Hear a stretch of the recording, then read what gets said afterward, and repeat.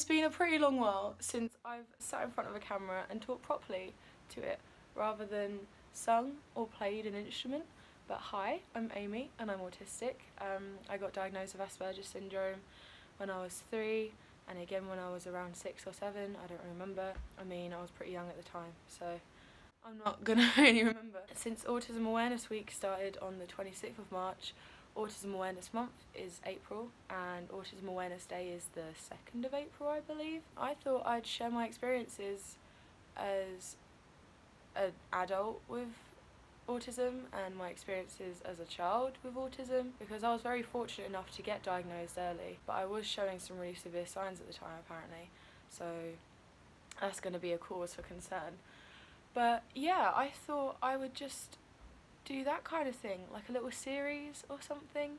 I mean, if you do find my channel because of this, just know that I probably won't continue these kind of videos until the next year, because it's not really what I want to focus on my channel. It's more obviously for music if you've seen my past videos or if you're already subscribed. But not a lot of people know this about me. I do say it a lot, but it just doesn't come off, obviously. But I thought in this video, because last night Channel 4 uploaded quite an interesting documentary called Are You Autistic? I don't know if any of you remember, but Channel 4 released a survey questionnaire kind of thing, and it asked you a few questions and asked you, like, would you be on the autistic spectrum? And I think the statistic was 750,000 people took it, and out of that amount, I think it was about 84,000 said that they would be on the autistic spectrum. But they also focused on just trying to myth bust quite a few things about autism and all that. So I made a load of notes last night. They are right here on my laptop.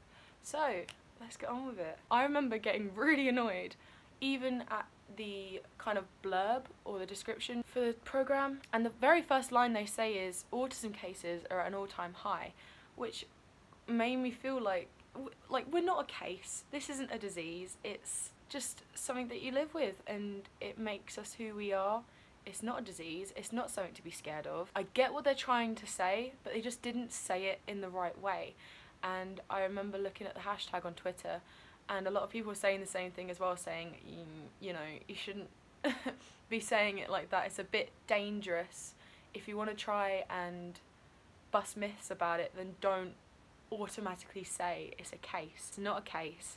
It's just something that's been undiagnosed in a lot of people, and rightly so, because it's really hard to diagnose autism. Because in the programme as well, they said for children, I think, yeah, 3 years for children to get diagnosed and 2 years for adults, which for me it took about 6 properly, I think, 5 or 6. So they're not wrong. It's very hard to get it tested because there is such a wide range of symptoms. You got low functioning, high functioning.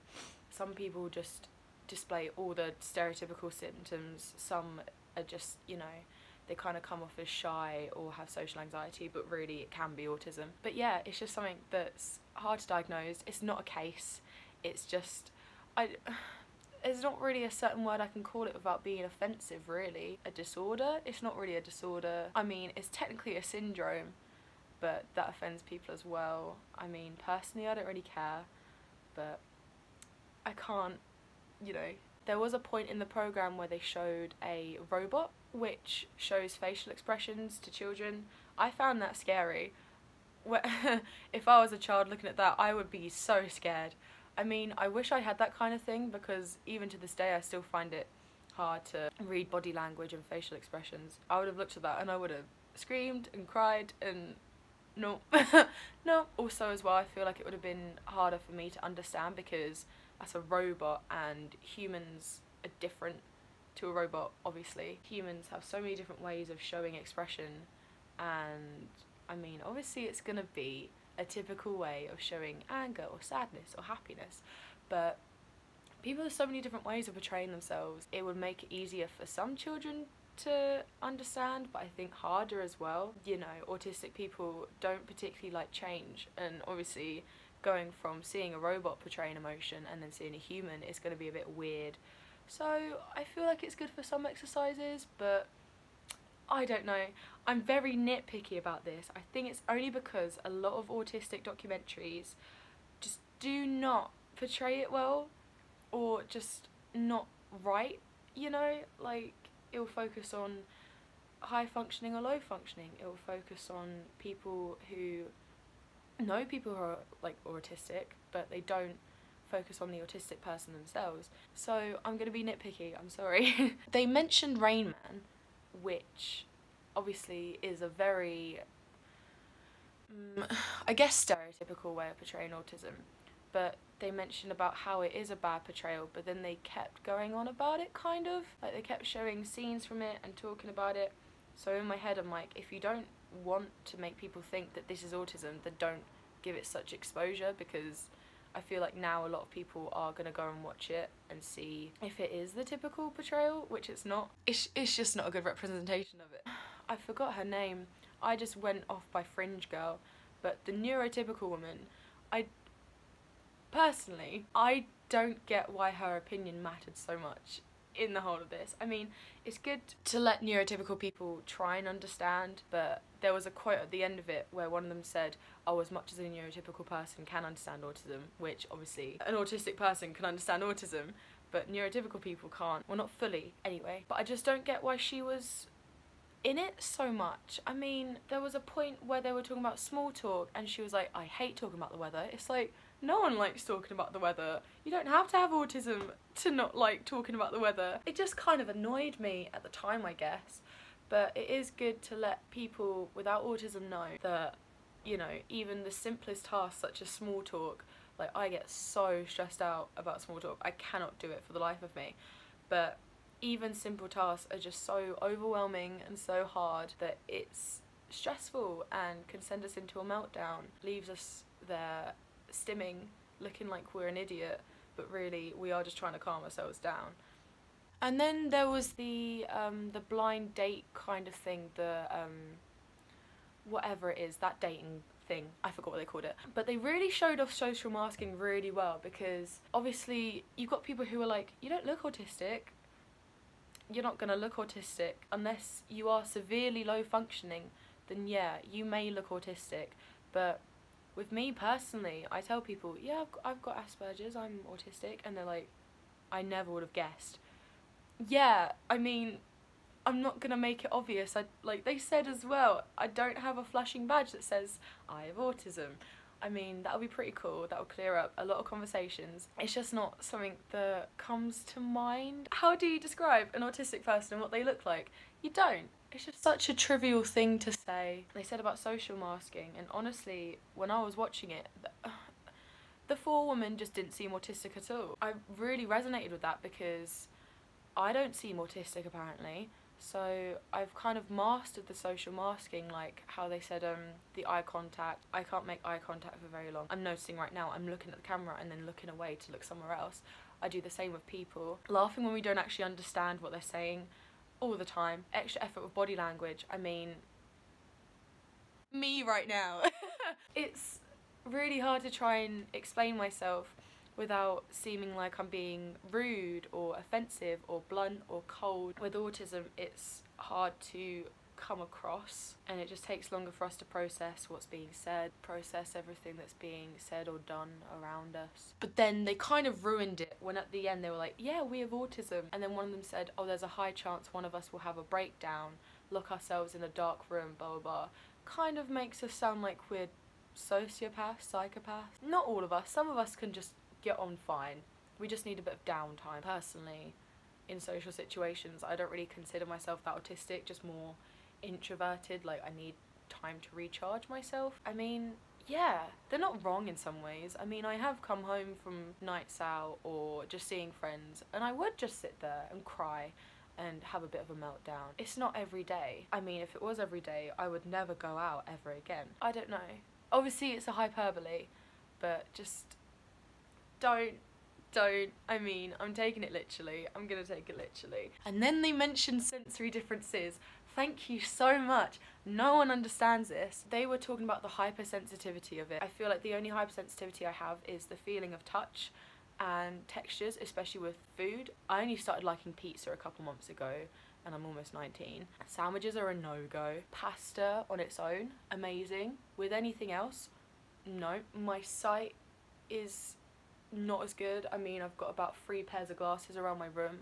My hearing is awful. I almost had grommets when I was younger, but my mum decided against. So it's different for everyone. Sensory differences are really important because it's just, everything is just so, how do I explain? Imagine if you're in a nightclub, you got music blaring, you've got lights going off. You look at those lights, they're not very bright. With me, they're about 10 times, maybe 100 times brighter, 100 times more contrasted, more colourful. The music, I can feel it through my bones. I remember one time I went out clubbing last week, I could feel the bass through my feet and then going up my body, and I was like, I need to get out of it, I can't do this. It's just so much more heightened, and the sensitivity of it is just insane. Actual insanity. No one understands when I tell them. They're just kind of like, okay, get her out, go. It is just such a weird thing. I can't really describe it. It's just not really anything that you'd understand unless you have been through it yourself, like having the senses heightened. It's just really weird. It's like euphoric in a bad way. It depends. It can be pretty cool, but a lot of the time it can just send you into a bit of an overload and therefore a meltdown. It's something that you learn how to handle. I mean, my first concert, I remember we were standing right next to the speakers, which was not the best choice. I mean, I've been subjected to loud music throughout my life before then, but that was just like an out-of-body experience. And my next few concerts after that, I was like, I'll get used to like feeling like my heart is gonna beat out of my chest and my spine is gonna dissolve into like water or something weird. But I was still all gross about it. The overload was just insane, but I'm used to it now, thank God. It's just something that's hard to get used to when you first experience it. I mean, it is absolutely surreal. As well, they mentioned stimming, which no one really ever says about, which is good, but then they gave a really bad example. They said about the hands on the head, the rocking back and forth. And stimming could just be as normal as like tapping your feet or counting to 10 or clicking your fingers. I mean, it's not something that's so not weird. I mean, people would find it weird, obviously. If you saw someone who was doing that, you would find them a bit like, okay, they need a bit of help. But it's not usually as severe as that. It is just a case of trying to calm yourself down. Unless they are on the verge of a meltdown, then they're not going to be rocking back and forth. There's going to be so many different ways of stimming. It's a whole spectrum of severity when it comes to meltdowns and stimming. Another thing that kind of annoyed me was Joe and JP. JP was the only ethnic minority I saw throughout that entire program. Otherwise, it was focused on white people and white women. I get that women are more likely to have autism and are more likely to be diagnosed, but men need the exposure as well. You've got all of this stigma saying you need to man up, you need to do this, you need to do that. Men can't be subjected to that all their life. They need to let their feelings out. They need to be themselves. And ethnic minorities, I mean, I know we are just one country and the majority of us are white. I don't doubt that there were a lot of people who applied to be on that program, or a lot of people who were a part of these charities like the National Autistic Society, who are a part of an ethnic minority. They need that exposure as well, because the majority of people were female. I think JP really was the only autistic person on that, otherwise they were all neurotypical. Just that bit of diversity would be good. That would be great. The sounds roleplay where they had to guess between the dog, the car and the something else. I feel like that was a bit of an excuse to give them a sensory overload, because I mean, you're going to be hit with so many sounds all at once, and it just didn't seem plausible to give him that kind of stress.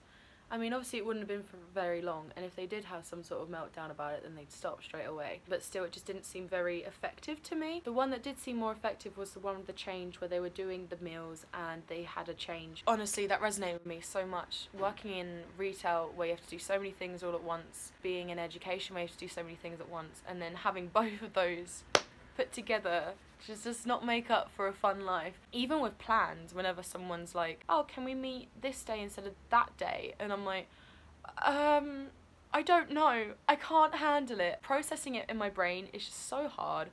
It's something so simple and yet something so overwhelmingly ridiculous. Near the end, they said about how autism is one of the most costly things that we're researching, higher than the amount we're spending on like high blood pressure and cancer and heart disease and all that. And the way he said it, it's not what he said, it's how he said it. It made me feel like, are we not worth the research? Are we not worth finding out more about? Just seemed a bit like an insult.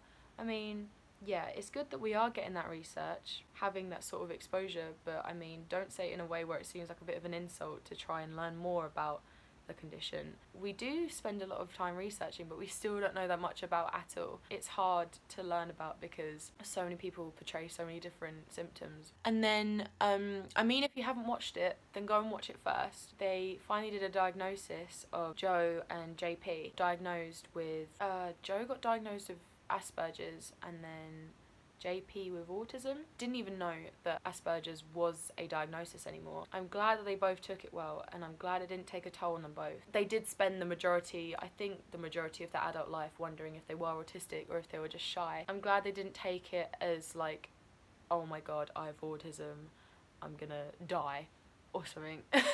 Because for a lot of my life personally, I hated the fact that I had autism, but now I just embrace it because it makes me who I am, and without it I wouldn't be me. But I'm glad they were able to embrace it and they know who they are in a way. Labels are cool, labels are not cool to some people, but having that security in yourself, knowing who you are, I think that's pretty cool for them to find out. And then one of the girls, she kept saying like autism club, autism gang.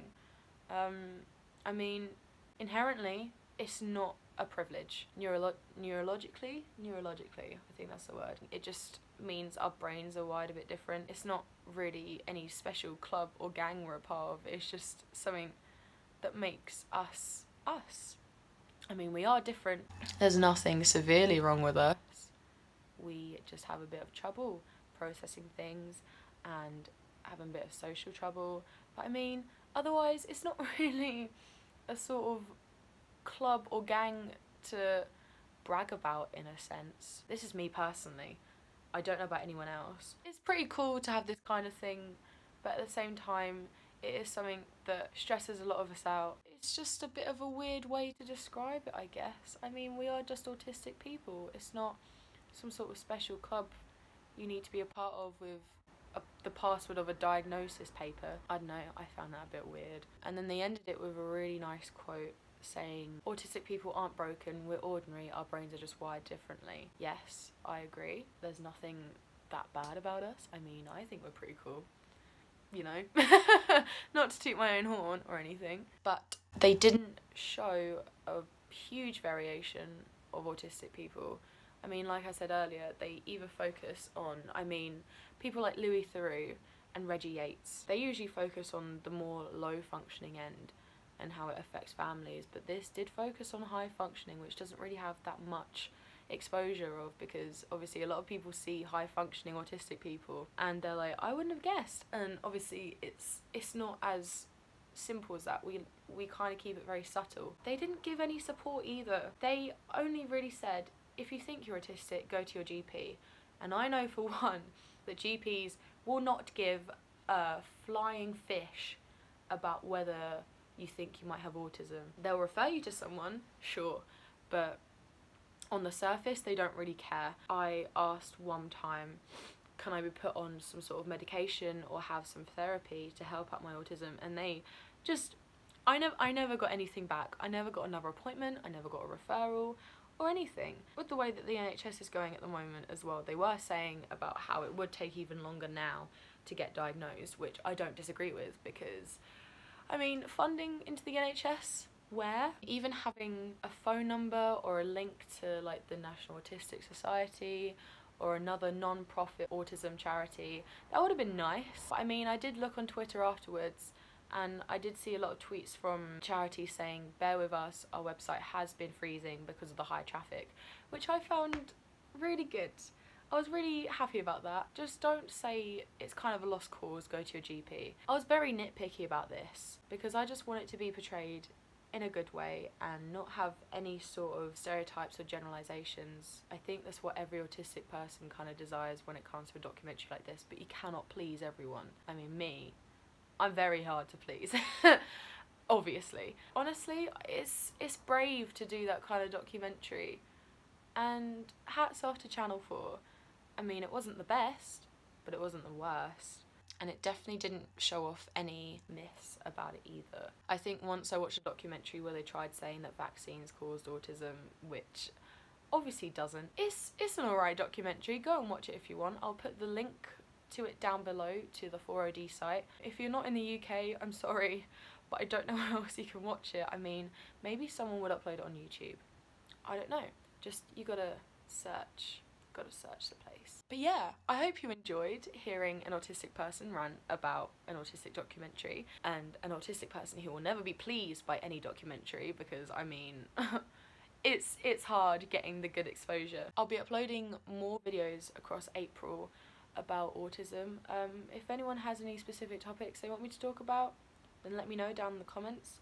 I've got a rough idea of what I want to do, but I don't really know yet. So I mean, this is about people wanting to find out more about autism. So if you want to learn anything, comment down below, and I will see you in the next video. I'm not sure when, hopefully in the next few days, but have a good day. Happy Autism Awareness Week/month. I don't know if I'm uploading this in April, but see you later, groovy dudes.